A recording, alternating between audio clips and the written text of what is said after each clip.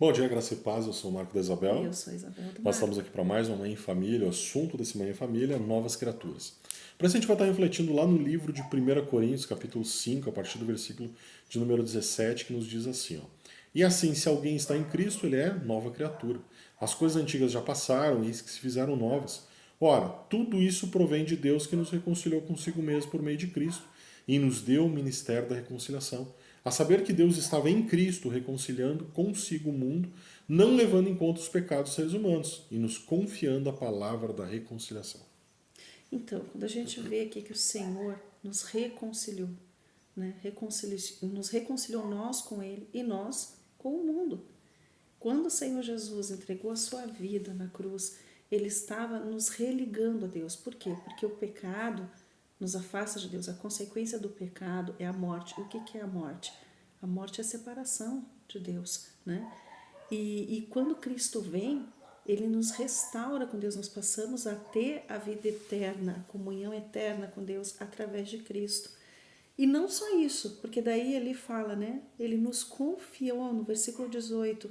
Ora, tudo isso provém de Deus que nos reconciliou consigo mesmo por meio de Cristo e nos deu o ministério da reconciliação. Que ministério da reconciliação é essa? Qual é o ministério que nós temos que fazer agora, a partir do momento que nós fomos reconciliados? Então, a união com o Senhor, ela muda algo em nosso interior. Ela nos faz ser reprodutores dessa reconciliação. Como se a gente também estivesse clamando, como ele fala, o Senhor clamando ao mundo, né? Reconcilie-se com Deus.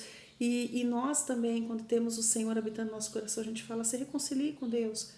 Conserte a sua vida, tenha uma comunhão, porque a partir do momento que nós temos a comunhão com Deus, o nosso relacionamento com as pessoas são mudados, a nossa forma de agir até com o mundo é mudada, a gente passa a respeitar o mundo em que Deus nos deu para cuidar, a gente cuida das coisas que o Senhor nos deu para cuidar, a gente cuida do meio ambiente, a gente cuida do nosso local de trabalho, eu vou agir corretamente, por quê? Porque primeiro o meu relacionamento é com Deus, é fruto de um relacionamento com Deus, e aí vem a mudança com o próximo.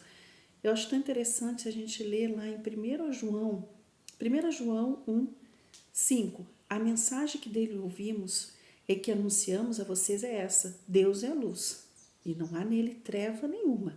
Se dissermos que mantemos comunhão com ele e andamos nas trevas, mentimos e não praticamos a verdade.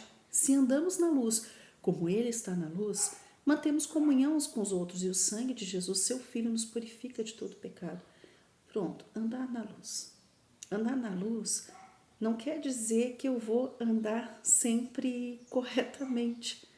Não. Andar na luz é andar na verdade.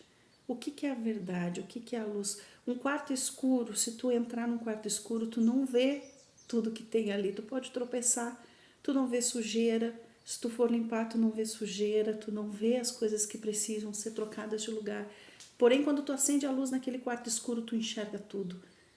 E tu enxerga o que está certo e o que está errado.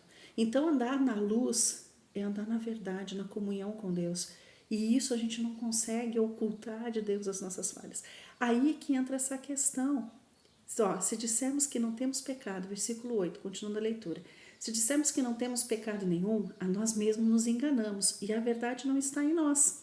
Né? Por quê? Porque a verdade ela expõe os nossos erros e os nossos acertos. Se confessarmos os nossos pecados, ele é fiel e justo para nos perdoar os pecados e nos purificar de toda a justiça. Então, andar na luz nos mostra as nossas falhas, nos mostra os nossos erros e acertos, mostra as consequências das nossas falhas. E isso só é possível mediante uma comunhão com Deus que nos traz para a luz. E aí a gente começa a viver de acordo com a vontade de Deus. Não estou dizendo que a gente não vai errar uns com os outros. A gente vai falhar uns com os outros. Mas a comunhão com Deus expõe as falhas e nos leva ao arrependimento.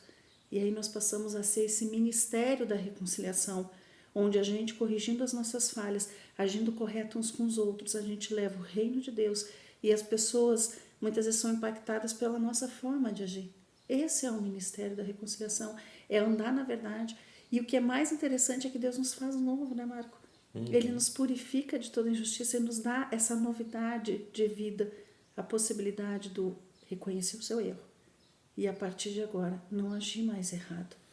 E glória a Deus que nos reconciliou com Ele mesmo que nos transforma. Glória a Deus pelo Espírito Santo de Deus que habita em nós, que nos mostra quando nós pecamos, que nos alerta quando nós pecamos e que nos permite que a gente possa chegar diante dos outros homens e dizer, ó, pequei, ó, falhei, me perdoa, que nos faz chegarmos diante de Deus e dizer, Senhor, me perdoa, falhei de novo. Me dá graça para Me dá andar. graça para andar no dia a dia sem falhar.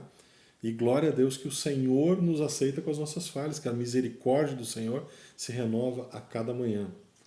E o próprio amor do Senhor nos constrange a nós andarmos de forma correta, né? Não é um conformar-se com o erro. Não, isso não é plano do Senhor. A gente não deve de pensar assim, porque Deus é misericordioso, Ele vai me perdoar sempre, então eu não vou mudar. Ou se eu falhar, Deus me perdoa. Não, é o amor de Deus que mostra assim, poxa, eu preciso de Deus para andar correto. Eu não quero pisotear alguém porque Deus me perdoou, porque Deus me purificou. Eu quero agir correto com as outras pessoas, porque hoje a essência do amor habita em mim, que é o Senhor, né, que nos leva a amar as pessoas. E nós oramos que Deus abençoe a tua vida, que você tenha um excelente final de semana, uma excelente semana que se inicia agora, que seja plenamente abençoado pelo Senhor, em nome de Jesus. Amém.